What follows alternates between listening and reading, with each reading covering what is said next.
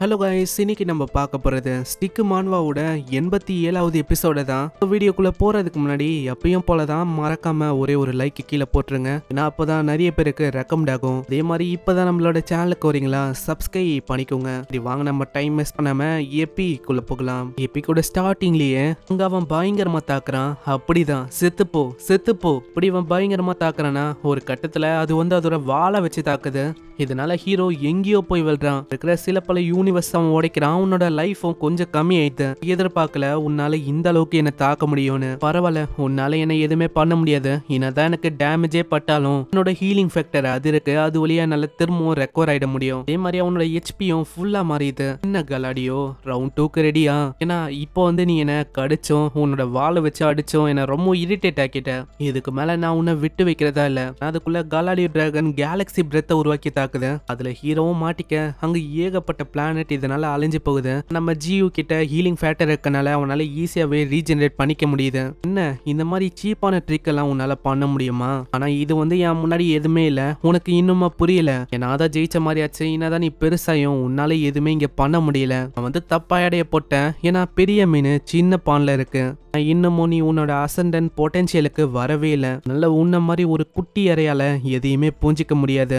ஏன்னா உனக்கு வந்து நான் சிம்பிளா புரிய வச்சா இந்த பாஸ்ட்ல ஏகப்பட்ட டைமென்ஷன்ல ஹையஸ்ட் லெவல மத்தவங்களால ரீச் பண்ண முடியும். ஆனா அது எல்லாமே டெம்பரவரியா தான் உங்களால ரீச்சே பண்ண முடியும்.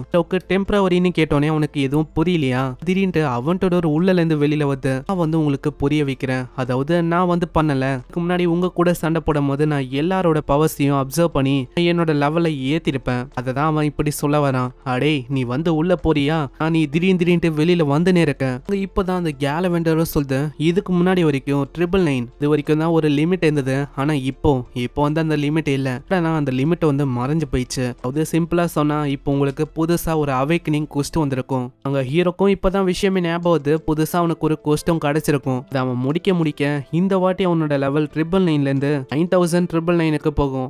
லெவலுக்கு நீ வந்தா ஒண்டிதான் ஒரு அசண்டன்ட் பீயிங்கா மாற முடியும். அதாவது நான் இப்போ இருக்கேன் பத்தியா, இந்த மாதிரி இன்னமும் ஏகப்பட்ட விஷயத்த அது சொல்ல வரும். ஆனா அதுக்குள்ள அவன் தடுத்து விட்டுறான். இன்னமும் ஸ்பாயிலர் எல்லாம் சொல்ல தேவையில்ல. ஏன்னா எனக்கு ஸ்பாயிலரை கேட்கறது சுத்தமா பிடிக்காது. இப்படியும் இந்த வீக்கெண்ட்ல நான் அந்த லெவலை அடைய தான் போகிறேன். இப்போதான் உண்மையான டைம் வந்திருக்கு. அதாவது நான் யாருன்னு உனக்கு காட்டுறதுக்கு. பார்த்து அது இன்னமும் ஷாக் ஆகுது. ஏன்னா இப்பதான் அதுக்கே புரியுது. இவ்வளவு நேரமா அவன் சண்டை போட்டது வெறுமா அவனோட கையை வச்சுதான். கையை வச்சு கேலவெண்டரோட நிலைமையை இந்த அளவுக்கு ரொம்ப மோசமாக்கிட்டான். என்ன நீ வந்து இப்போதான் இதெல்லாம் ரியலைஸ் பண்ணியா? நீ வந்து ரொம்ப ஸ்லோ. நான் வந்து இப்போ ஒரே ஷாட்ல உன்னை முடிக்க போறேன். எதுக்கு ஸ்டார்டிங்ல கையை வச்சு விளாட்னா? சின்ன பையனா இருக்கும் போதே எனக்கு ஒரு ஆசை. என்னன்னா நான் டைனோசர் கூட என்னோட கையை வச்சு தாக்கி விளாடணும்னு. ஆனா இப்போ பிளே டைம் அது வந்து ஓவர் ஆகுது. நான் உன்னை ஒரே ஸ்விங்ல தோக்கடிக்கலான்னு இருக்கேன். நெக்ஸ்ட் சீன்ல அங்க யூரஸ காட்டுறாங்க. யூரஸ் அங்க தூக்கின போதான் அங்க இன்னமும் பீரோக்கு ரொம்ப பயமா இருக்கு. அது அப்படியே நடுங்குது. பிரதர், நம்ம வந்து எவ்வளவு தூரம் இன்னமும் போகணும்? எனக்கு ரொம்ப பயமா இருக்கு. இன்னமும் கொஞ்ச தூரம் தான் நம்ம வந்துட்டோம். ரொம்ப பயமா இருக்கு. நான் இந்த அளவுக்கு ரொம்ப ஹைட்டா இருக்கு. ஹே நீ வந்து அதுக்குன்னு அழுவலாம் கூடாது. நான் சில பல விஷயத்த நீயா கத்துக்கணும். அங்க யூரஸ் இப்படி சில பல அட்வைஸ குத்துன்னு இருக்குமா, திடீர்னு ஒரு பயங்கரமான எக்ஸ்ப்ளோஷனும் ஆகுது. கேட்டோன்னே யூரஸ்க்கும் புரியுது நம்ம அங்கதான் போகணும்னு. அதனால அவங்க சம வேகமா அங்க போறாங்க. அங்க போனோன்னே யூரஸ் சொல்லுது, டாடா நாங்க 2 பேரும் ஃபைனலி இங்க வந்துட்டோம். இதுக்கு மேல டீமன் கிங் லவ்வும் அந்த ரோச் லேடியும் கவலைப்பட தேவையில்ல.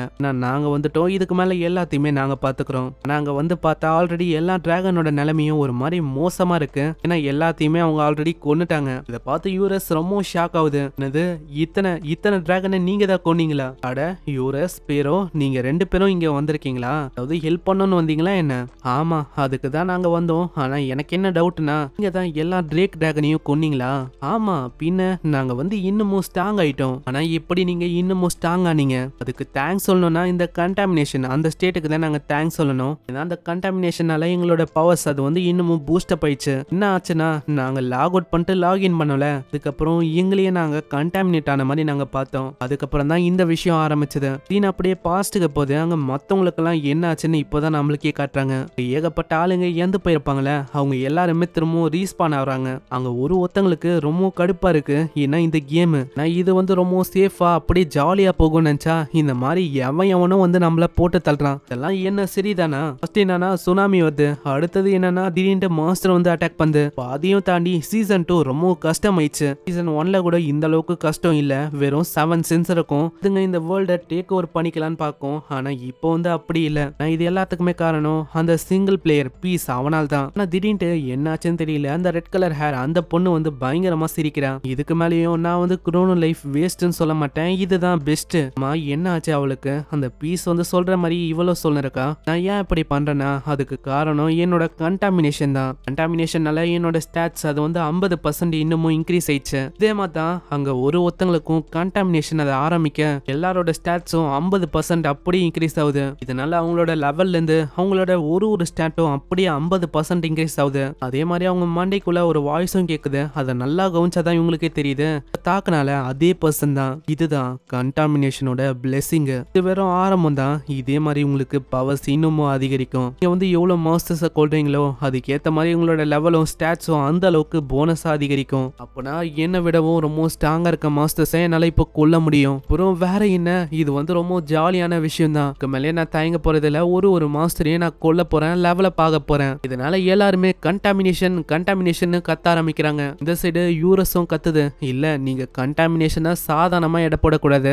கண்டாமினேஷன் கண்டிப்பா ஒரு டேஞ்சரஸான விஷயமா தான் இருக்கும். நீங்களே யோசிச்சு பாருங்க, அந்த வெள்ள முடிக்காரன் வந்து எதுக்கு இந்த மாதிரி ஒரு பவரை உங்களுக்கு தரணும், இதுவும் ஃப்ரீயா? கண்டிப்பா இதுல ஏதாச்சும் ஒரு ரிஸ்க் இருக்கும். அதனால இதை நீங்க பயன்படுத்தக்கூடாது. கண்டாமினேஷனால என்ன ஆகும்னு நம்மளுக்கு தெரியாது. அட நீ என்ன சொல்லிருக்க யூரஸ், நம்ம வந்து திரும்பவும் நார்மல் ஆகணுமா என்ன? ஏன்னா இது வந்து ஃப்ரீயாவே நம்மளோட ஸ்டாட்ஸை போஸ்ட் பண்ணி விட்டு நீங்க என்ன பைத்தியமா? நீங்க வந்து இந்த வழியை ஸ்ட்ராங்கானா எஃபோர்ட்டே போடாம ஸ்ட்ராங் ஆன மாதிரி ஆச்சு. இதெல்லாம் சரிதானா? ஆனா நீ ஒரு விஷயத்த மறக்கிறேன்னு நினைக்கிறேன். இந்த பீஸ் அவனை பத்தி யோசிச்சியா? அவனுக்கு எப்படி இந்த 99 ரீஇன்ஃபோர்ஸ்மெண்ட் ஸ்டிக் வந்து கிடைச்சது? அது ஒண்டி என்ன எஃபோர்ட்டே போடாம ஸ்ட்ராங்கா ஒரு மாதிரி உனக்கு ஃபீல் ஆகலையா? இதனால அவங்க ரெண்டு பேருக்குள்ள அங்க சண்டே ஆயிடுது. இதே மாதிரி அவங்க அதை பத்தியே பேசின்னு இருக்காங்க. நெக்ஸ்ட் சீன்ல அங்க ஹீரோவும் சொல்றான், அவ்வளவுதான் டைம் வந்துருச்சு, நான் ஒரே ஸ்விங்ல உன்னை அப்படியே கொல்ல போறேன். எவ்வளவு நேரம் நான் ரொம்ப ஜாலியா இருந்துட்டேன். சரி நானும் தயாரா இருக்கேன். அந்த கேலவெண்டர் அந்த டிராகன் ஒரு மிகப்பெரிய கேலக்சி பிரெத்தை பயன்படுத்துது. டைரக்டா நம்ம ஹீரோ நோக்கி வர. ஆனா அவன் சைலண்டா இருக்கான். உன்னோட ஸ்டிக்கை வச்சு லைட்டா தான் ஸ்விங் பண்றான். அதுக்கே அந்த கேலக்சி பிரெத் வந்து அப்படியே போய் அந்த டிராகனை தாக்குது. அந்த டிராகனால நம்பவே முடியல. எப்படி இவனால எப்படி இந்த அட்டாக்கியை சர்பாஸ் பண்ண முடியும்? இந்த சைடு நம்ம ஹீரோக்கு நோட்டிபிகேஷன் ஆகுது. மிரரோட எஃபெக்ட் அது வந்து இங்கேயே எண்ட் ஆகுது. அதனால ஹீரோ அங்க திரும்பவும் பழைய ஃபார்முக்கு வரான். நீங்க வந்து கலாடியோ டிராகனோட கோஸ்ட கிளியர் பண்ணிட்டீங்க. இவன் பார்த்துனப்பானா திடீர்னு அந்த பொண்ணு வரா. பீஸ் நீ தான் இப்போ மத்த டிராகனையும் ரீஸ்டோர் பண்றதுக்கு எனக்கு ஹெல்ப் பண்ண போற. ஏன்னா அதுங்களும் கண்டாமினேஷன்ல மாட்டின்னு இருக்கு. இது அந்த மனுஷன் இந்த ஒரு டைமென்ஷனோட எண்டு வரைக்கும் போக போற.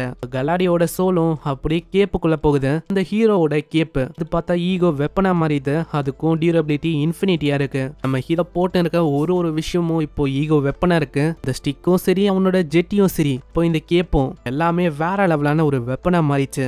அதே டைம்ல அவனுக்கு சிஸ்டம்ல ஒரு விஷயமும் ஷோ ஆகுது. நீங்க வந்து இடனான அச்சீவ்மெண்ட்டை அன்லாக் பண்ணிட்டீங்க. இப்போ நீங்க தான் டிராகன்ஸுக்கு ஒரு ரூலரா இருக்க போறீங்க. நீங்க கொடுக்குற ஒரு ஆர்டரையும் டிராகன்ஸ் ஃபாலோ பண்ணும். ஸோ இங்கேயே இந்த எபிசோட முடியுது. ஹீரோ பத்தாதுன்னு கேஸ் ஃபார்முக்கு வந்துட்டான். பத்தாதுன்னு ஹபே கூட மிரரு இப்போ டிராகன்ஸையும் உன்னால கண்ட்ரோல் பண்ண முடியும். ஸோ பார்க்கலாம் இதுக்கப்புறம் என்ன ஆகுதுன்னு. ஏன்னா இதுக்கப்புறம் தான் கதை இன்னமும் வேற லெவலா போகும். கண்டாமினேஷன் பின்னாடியும் யாரோ ஒருத்தங்க பெருசா இருக்காங்க. இது எல்லாத்தையுமே போக போக ஒரு 2-3 எபிசோட்ல பார்க்க போறோம். பார்க்கறதுக்கு தயாரா இருங்க. அதே மாதிரி நம்ம சேனலுக்கு இது வரைக்கும் சப்ஸ்கிரைப் பண்ணலையா? சப்ஸ்கிரைப் பண்ணிக்கோங்க. ஏன்னா அப்பதான் மற்ற எபிசோடு உங்களை தேடி வரும். உங்களை நெக்ஸ்ட் எபிசோட்ல சந்திக்கிறேன். அது வரைக்கும் சைனரா.